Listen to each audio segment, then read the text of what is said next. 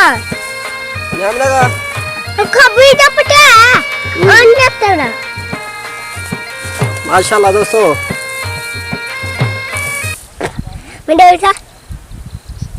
अस्सलाम वालेकुम दोस्तों, क्या हाल है दा? ठीक ही वे फिट वे खरीयत है। उम्मीद तुम सारे ठीक हो सो अल्लाह दे करम नाल ते फजल नाल माशाल्लाह। आज दा व्लॉग ज़बरदस्त देसी है दोस्तों। आजकल पोस्ट चलते पैन किसान को लुटने दे वास्ते। पहले सोना यूरिया चोरी कीते ने ताजरें ते वला सोना DAP ते किसान को हर चीज़ को महरूम करेंदे न।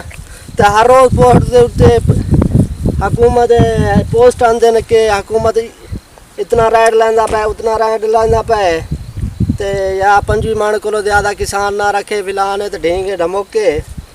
दोस्तों गाल इवें जेरे वेले असा लोग खाद गिनन वेंदे हासे ते खाद ही उन टाइम काकू मैं ठीक है ना ये खाद ही साकू महंगे देंदे हन ते वाला खाद जेरा ही हो गया DAP हो गया या सोना यूरिया हो गया या बीज गिनन वनुआ वो ही महंगा हो गया। तो हुण हर रोज़ कोई आधे 2000 रुपये मन बेचो, कोई आधे 3000 रुपया बेचो, कोई आधे 4000 रुपया, कोई आधे मजदूरें दा मजदूरी वधाओ। बिल्कुल मजदूरें दा मजदूरी वधाओ। असां आदे असां आप ही किसान हिस्से ते असां आदे मजदूरें दा मजदूरी वधाओ क्योंकि गरीब दा गुजारा इन दौर च नहीं थींदा। ते जेरा आदे ना कि 5 मन रखो या 30 मन रखो उन्हें दे प्यू दा तो नहीं मड्डी साड़ा अपने किसानें दा है ते ये हक है किसान दा। ते कहीं को असा चाह कितने से ज़्यादा अपने मेहनत दा है साड़ा। असा मेहनत करेंदे हैं मेहनत दा वो होंदे असा छोटे छोटे बाल साढ़े रुलते रह वेंदे असा आप रुलते हैं ते मेहनत करेंदे हैं। ठीक है ना। ते हुकूमत आला को सारे को रिक्वेस्ट है किसान भाई क्यों थोड़े दाने रखे। किसान की मर्जी, किसान अपना आप जितनी बेचे जितना कर रहे उनकी अपनी मर्जी है। कहीं दे प्यू की मड्डी तो चाह के नहीं आया तो उन टाइम तुसा 3500 रुपये यूरिया खाद देंदे आवे DAP 13000 12000 15000 तक ही वेंदा रह गया। उन टाइम तो कोई याद नहीं आता जेरे वेले ताजर सारे को घेन वेंदे न तो भला वही तो 5-5 4-4 हज़ार रुपये का मन भी चेंदे न। साढ़े को तो 2000 3000 रुपये का मन घिन वेंदे न। ते लिहाजा सोचो हुकूमत को चाहिए कोई चीज़ चलो साढ़े दाने सट्टे ही सही था खाद तो सस्ता करे।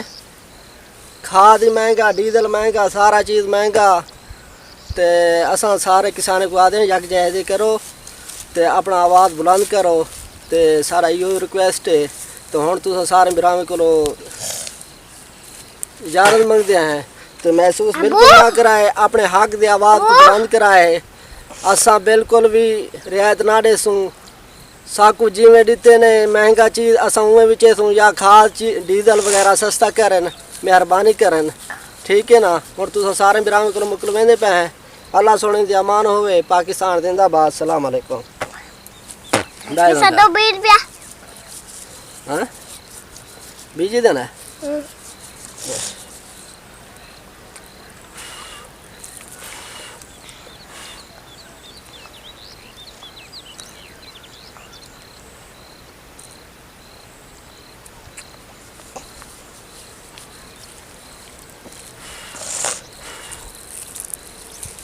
मैं सब 2 बीज पिया 20 सर ठीक है। हाँ